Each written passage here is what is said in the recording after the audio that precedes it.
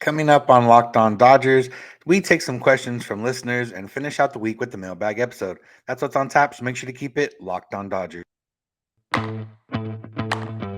You are Locked On Dodgers, your daily Los Angeles Dodgers podcast. Part of the Locked On Podcast Network, your team every day.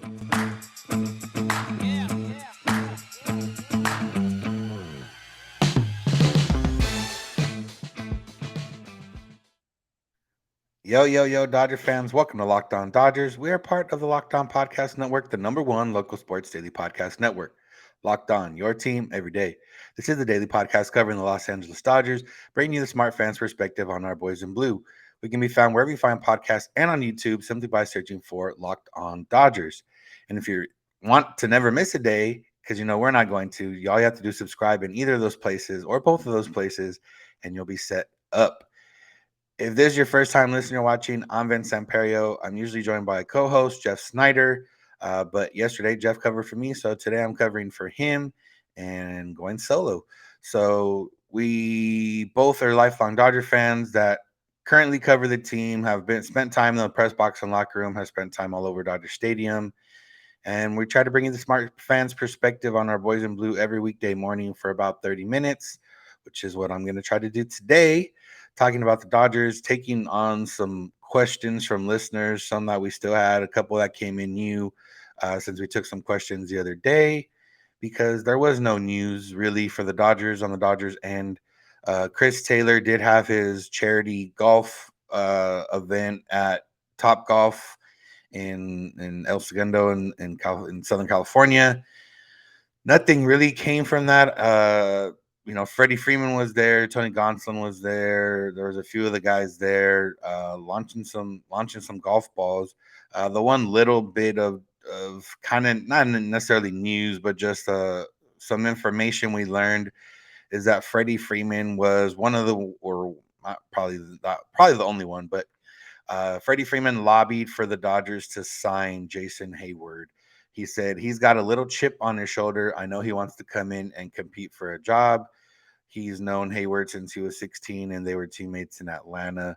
So, not entirely sure if the Dodgers didn't have Hayward on in their thought process, and then Freddie Freeman brought him into their thought process. He was already part of the thought process, and Freddie Freeman just advocated for him. Either way, that's pretty cool. If it does work out, that would be another benefit to having Freddie Freeman is that he has a little bit of a scout in him. The other part from Freeman that we learned is that he is going to play for Team Canada in the World Baseball Classic. He played for Team Canada in the last World Baseball Classic, so he'll be in Arizona for that first round. For as Canada, Mexico, USA, and I forget who the last team is there. So, yeah, shouldn't really affect the Dodgers too much. They, we'll have a few players playing, but it shouldn't be that big a deal. And that's the way that goes. All right. So for the rest of this episode, I'm going to take on some of the questions we had from you listeners. And yeah, kind of end out the week that way. Jeff talked about the Miguel Rojas trade on yesterday's episode. If you missed it, it did get released a little bit later than normal just because he was having technical difficulties. So if you want to go check that out, he covered it from all sides, all aspects. Talking about Miguel Rojas, talking about Jacob Maya, and just talking about what it means for the Dodgers and kind of what it means now that the Dodgers have crossed in over the luxury tax threshold, and will that open the door for any other potential deals? Um, okay, so let's get on to the questions, and this one's from Brendan Holmes at B Holmes says. He said, "What's your favorite holiday hat the Dodgers have worn?" And then he gives examples: Father's or Mother's Day, Memorial Day, etc. So, with no offense to military or anything like that, but usually those hats aren't, the most uh aesthetically appealing to me. And I think for me it's one that's like maybe a little bit of a differentiator or what makes it different. And I really like not all the Mother's Day hats, but most of the Mother's Day hats the last few years I really like them because it does that pink. Pink is, a kind of a new-ish. Not want to say, I'm not a fashion guy, but pink has picked up in male fashion the last few years, and adding that sometimes subtle hint of pink to Dodger hats. It does look good. I actually don't personally own any of them, just because for me it's with so many hats that I have, it's hard to spend money on another Dodger hat. But I do like the one they've had the pink LA, they've had the pink under brim, they've had kind of like the pink, not tie dye per se, but kind of pinkish with the blue LA. They've had some cool variations on that. To that extent, the Father's Day ones are pretty similar, just usually incorporating some baby blue, which I'm not opposed to baby blue either. So those would probably be my two favorites. Like I said, the nothing against the military ones, but the camo. It's hard to integrate camo into what's already like the iconic Dodger hat in these colors. And usually the way that they're MLB hats, and then the Dodgers just have their own version of it. And yeah, MLB slash whoever New Era slash whoever designs these, they don't always have the best minds working on these things. The other one that's cool that I may end up getting, just because like I said, it's different and it represents something. The Pride ones that they released last year, those were pretty cool because it's something we've never seen before. Not only does it represent inclusion and everything else, but it's the LA logo with the Pride flag going over it. You know it looks cool, and yeah. So I don't. That one was not MLB wide, but the rest are. So, but yeah, I would say the Mother's Day ones are the ones usually because they incorporate the pink, and it usually looks kind of slick, and I'm not opposed to that. So that's my answer there. Next question comes from Blue Goon 82, and he says, "Which former Dodger do you miss watching the most? I can't decide between Jock and Kike. Love their fun personalities and passion." Yeah, Jock Peterson. You know, this is the question is who's mine, but going off his answer, Jock Peterson was fun, but it wasn't fun. It was a different kind of fun. Like, he would launch baseballs, and he did have the fun personality, but I feel like his personality started blossoming more the last few years. He did have that personality with the Dodgers, and he was fun, but I feel like it did start developing a little bit more, the pearls and the hair and the fantasy football stuff, which wasn't really personality, but just kind of he's kind of become like a MLB type fan favorite. He was, especially with that year with the Braves. But his game is not that fun to watch, other than when he hits baseballs really far. So it wouldn't be Jock for me. Kike was fun. Kike was fun in general, and he was the guy that brought the personality. Came in clutch sometimes, had the good defensive plays. It was fun to watch on the field and off the field. The banana suits. We all remember the interview when the drone went over Dodger Stadium, and they had and they had to pause the game, and he was like, "Ah, I don't feel safe. I don't feel safe." So yeah, he was always fun. And if you guys know me, or if you've been following me for a while, Yasiel Puig was that guy for me. Now, in hindsight, it's gotten frustrating for the fact that we learned about, the index, or not the index card, but the defensive card. We learned that he would ignore sometimes, and then maybe led to one of the reasons why the Dodgers lost the World Series game. And then, he's had some off the field issues arise since then. But in the moment, Puig was my favorite player and my favorite to watch. He was, even with some of the smaller mistakes, base running mistakes or overthrowing the cutoff man. I usually can't really directly lead them into something that caused the Dodgers season to end. Now the defensive card thing against the Astros in 2017, yeah, that obviously contributed to it, if that's true. But besides that, he was fun to watch. The way he did run the bases, the way he did hit the ball, the way he did play defense. I was at the game when he hit the single to center field that ended up becoming a walk off little league inside the park home run, because Michael A. Taylor missed the ball in center field and rolled all the way to the warning track, and Puig was running around. I was at Puig's debut when he threw out the runner at first to end the game from the wall. I was at a bunch of time moments and games when Puig was fun, and he was fun to watch in general. So I would say that's the one I miss.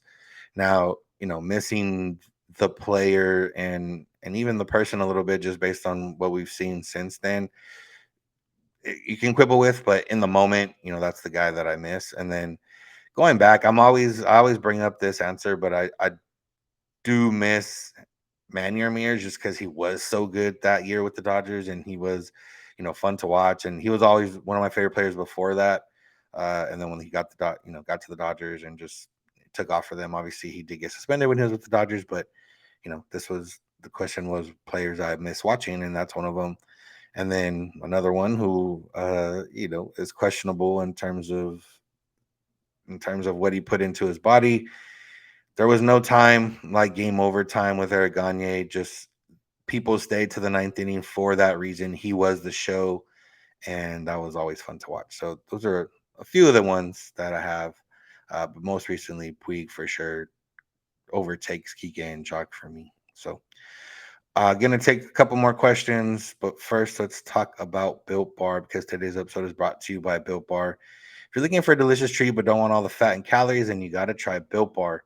And before we've talked about Built Bar, and it's always about ordering it online, but now it's even easier to get Built Bar because all you have to do is go to your local Walmart or Sam's Club and pick up a box. They got 4-bar boxes, 13-bar boxes, different flavors, and Built Bars are good for you. You guys know that. You don't have to compromise taste for health here. They got low calories, low carbs, low sugar, high protein, high fiber, all covered in 100% real chocolate with great flavors like churro, peanut butter brownie, coconut almond, cookies and cream, coconut puffs. They got more flavors than that. So what are you waiting for now? You don't even have to say, oh, I don't like ordering stuff online or blah, blah, blah, whatever your example. You can just go to Walmart, go to Sam's, find you a box, get started. Check out what Built Bars are about. Get a 4-bar box, start off small and see if you like them. And, they can help out if you got any New Year's resolutions or if you're just trying to eat healthier or if you just need a snack, but you don't want to feel guilty about it. Built Bars are there. So go in, grab a box, and thank us later. Thank you all for making Locked On Dodgers your first listen of the day every day. Check out Locked On MLB Prospects with host Lindsey Crosby. It's free and available wherever you get podcasts and on YouTube. All right, we got a couple more questions here. So let's get into it. We got one from Matt at Posto_Matt. He says, is Vargas going to shave his mustache? I'm assuming Matt isn't a fan of Vargas's mustache at this point. I don't know, but I doubt it. It seems to be a look, and I don't mind the look. I don't have an issue with it. So, yeah, I don't know. I don't know what he's gonna do, but that was just a funny question that we had. All right, the next one is from Nick at Nick Codina. He says, expanding on the rumored Otani plan, what else would the team look like next year if the FO front office remains calm this year? What other areas to improve? Yeah, so it's interesting. I don't think the Dodgers are gonna. There's not. Well, if they make a trade, I guess, but there's not really any ways to excessively go over the luxury tax threshold. There is still ways for them to get under if they do want to make some trades. So I guess it'll kind of depend on. Well, it's not going to depend on, but it would kind of might depend on if they end up getting under for this year or not. Because if they do get under, then yeah, that's going to open up the spending a lot. Regardless, I think they'd be in on Otani with or without the luxury. Even if they go over this year or not, they wouldn't mind the luxury tax. The repeat penalty, although it would cost them money, and also it would cost them more than money. But you're not thinking about that when you're getting a guy like Shohei Otani, especially with the revenue he would bring in just from the fan base that he brings in and just in general. Like he's one of the biggest players in baseball. So, but let's just say the Dodgers stay calm and they don't make any big trades right now. What would the team look like? And I think the biggest question is in the starting rotation is are you putting all your eggs into the Otani basket, or is Otani a prize of more team building that you have? Because biggest question that the Dodgers would have is Julio Diaz, who is a free agent after this season, and do you make him a priority or is Shohei Otani the priority? You know what I'm saying? Because if you make, or maybe not Julio the priority, but if Otani's the priority, then you might lose a guy like Julio because you're focused on trying to get Otani. But if Otani is like a grand prize in the rest of your offseason, then you can, work on your guy Julio and then build towards whatever else. So obviously the starting rotation is one of those questions and is one of those, areas to improve after the year. You will get Walker Bueller back. You would still have Dustin May and Tony Gonsolin, but but depends on how they do this season. And you would still have, Gavin, assuming you don't trade them for someone else, you would still have Gavin Stone, Pepio, Bobby Miller, and then Andre Jackson, Michael Grove to a further extent. But, technically you'd be losing Kershaw and Syndergaard and Julio to free agency. So, that's 3/5 of your rotation currently. Yeah, you do have people coming in behind them, but again, you don't know exactly what you're going to get out of them. And for the most part, what you're getting out of Julio, what you're getting out of Kershaw, and then hopefully you get something good out of Syndergaard. I would imagine if Syndergaard has a good year, he's going to get priced out for the Dodgers anyways. But Kershaw, you would hope that he's just going to be a 1-year deal the rest of the way, as long as he wants to keep playing. The Dodgers keep bringing him back, and then Julio's the big one, and yeah, it's a matter of, are they gonna, like I said, it's if Otani is the goal, then that's a matter of, you probably don't talk to Julio until after you signed Otani. If Otani is like, okay, this is cherry on top, but we still want to have a regular offseason, like we're not putting all our eggs in one basket, then Julio. And I honestly, we've talked about Julio a few times this offseason, and I really don't know what's going to happen with him. And you know, assuming he has another really great year, close to Cy Young, if not the Cy Young, he's going to have a lot of suitors. He's going to be offered more money than probably the Dodgers would, maybe. And this might be his last year. So then, if that's the case, then yeah, you do have to go into the Otani bag, I think there might be a couple other free agents, uh, but that would be one thing you need to improve, the starting rotation. And because you're losing 3/5 of your current starting rotation, you're getting one guy back, but you're missing some guys at the top. So that's one area. The other area, bullpen's always going to be a question mark, just because you don't know what you're going to get out of guys. Willians Almonte, or even Evan Phillips, or some of these guys that have been really good for the Dodgers. Relievers are volatile, and maybe one of them loses it, or Vesia, somebody loses it, and you're gonna have to go and say, you know what, we got to go get some reinforcement. So that's always going to be the case there. But other than that, I mean, it's really going to depend on how guys do this year. You have offensively, you're not losing too much in terms of players that are going to be free agents. The free agents are Kershaw, Syndergaard, like I mentioned, and Julio. But then you got JD Martinez, who's on a 1-year deal. You got Miguel Rojas, who's in the last year of his deal. And that's it, I believe, in terms of guys that are on the last year of their contract. So that's not bad. You're gonna get everything back offensively. Now, if they have a bad year offensively, then obviously you're gonna have to improve that. We don't know yet what exactly the plan is, because if Miguel Rojas plays the entire year at shortstop and Gavin Lux doesn't really play much shortstop, then I don't know if it's clear, but maybe they don't trust him at shortstop. And then you have shortstop. That's an area to improve. If Gavin Lux is a shortstop this year and Miguel Rojas is just a guy that moves around, then then it's going to depend on how Gavin Lux does at shortstop, obviously. So you got that. It depends how Max Muncy does. Depends how Chris Taylor does. Those are guys that fill in roles. You're gonna have Freddie Freeman. You're gonna have Will Smith. You're gonna have Mookie Betts. Like, those guys are around for a little while, so you don't really have to worry about them. And yeah, I mean that's what you got now, and that's what you would have to improve on. Now, obviously, there's always going to be ways to improve, and it's just going to depend on the way this year goes. But like I said, in terms of offense and in terms of what they would be losing, you wouldn't be losing much. So you would improve in the areas that struggle this season. And then obviously improve maybe the bench if you need to improve the bench, improve around the margins, whatever the case is, and kind of go from there. So, yeah, that's what you would want to improve on if they stay calm this offseason. So, all right, we got one last question, I believe, coming up. Want to thank you for making Locked On Dodgers your first listen of the day every day. And make sure to check us out every weekday morning wherever you find podcasts and on YouTube. All right, let's finish up with another question from our buddy Kevin at Blue Goon. Blue Goon 82. He says, "Who do you trade between Muncy and Taylor if we need to trade one of them in order to get under the tax threshold?"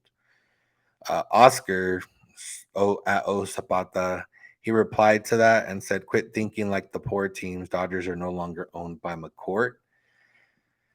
Oscar, well, yes, Oscar, you are correct.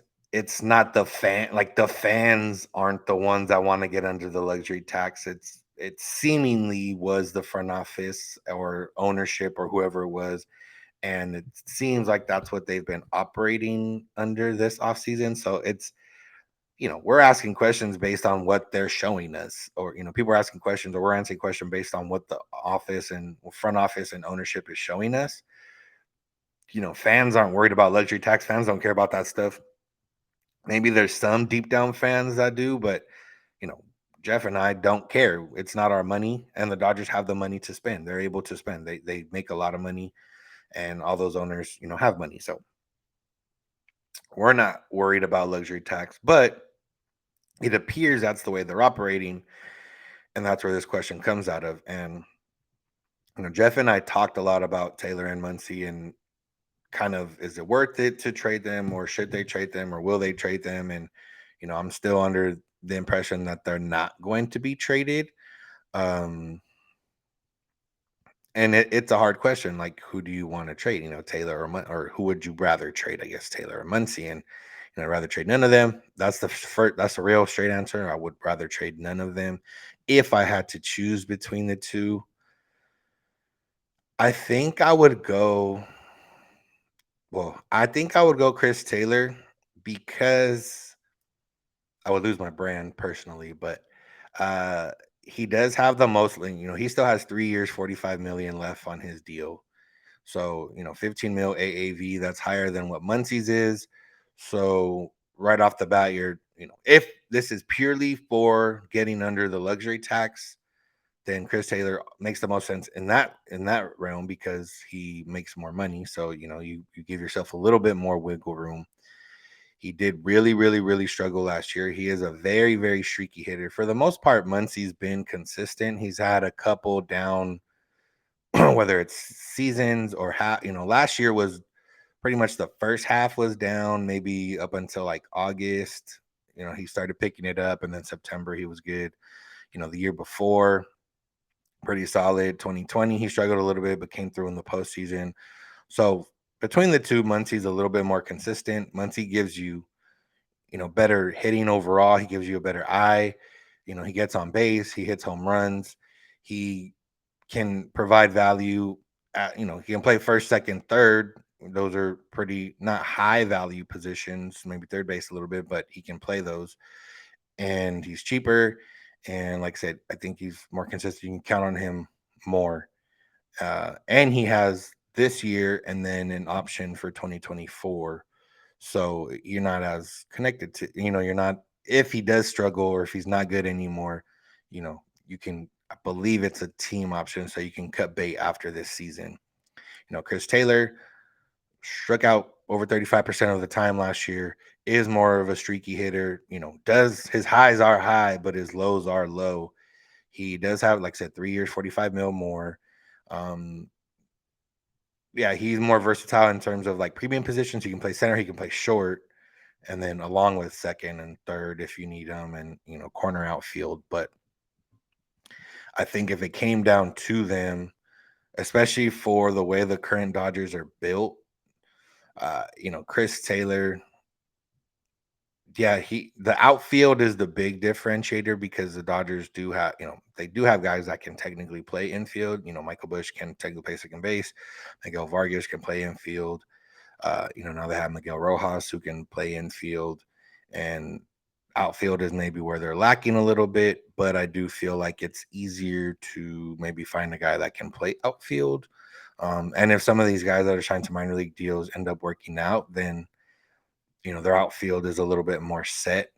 Uh, yeah, but based on production and what it means relative to the luxury tax, and based on commitment to the player, and just based on everything, I would say I'd not rather, but in this question, I'd go with Chris Taylor being traded over Max Muncy. Um, you're gonna lose. You're gonna lose a little bit of versatility, but you're gonna stick with the guy that's more consistent in his offensive production and better in his offensive production at their peaks. Max Muncy is a better hitter and brings you more offensive value than Chris Taylor does. Chris Taylor brings you more defensive value, but you can give up some of that defensive value in this scenario if your goal is to get under the luxury tax and everything else. So that's my answer. Like I said, I don't believe the Dodgers will trade either of them, any of them. I believe at this point, the Dodgers, if they can find someone to take Blake Trinan with the prospect, I think that's the way they'd go about it. And I guess if let's just say they acquire another outfielder that's cheap that can handle center field, then I would say that opens the door for Chris Taylor to maybe be shopped. And I still don't see it happening, but that would open the door. Now that you got Miguel Rojas, who can play the infield positions that Chris Taylor plays, and then if you get an outfielder that can handle center field or play, all the outfield, now you have a guy that can do what Chris Taylor does, and that opens it up a little bit in order, for him to be expendable. So,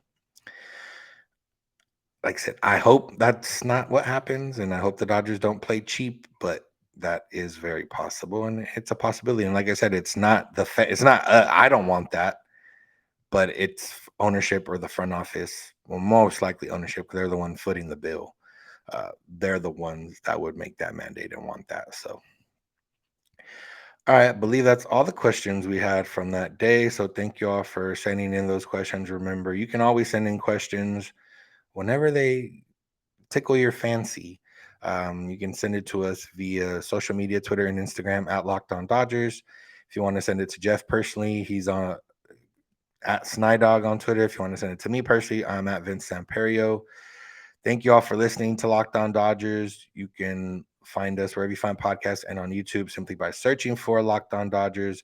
Go check out Locked On MLB Prospects. Host Lindsey Crosby is going deep on the MLB stars of tomorrow.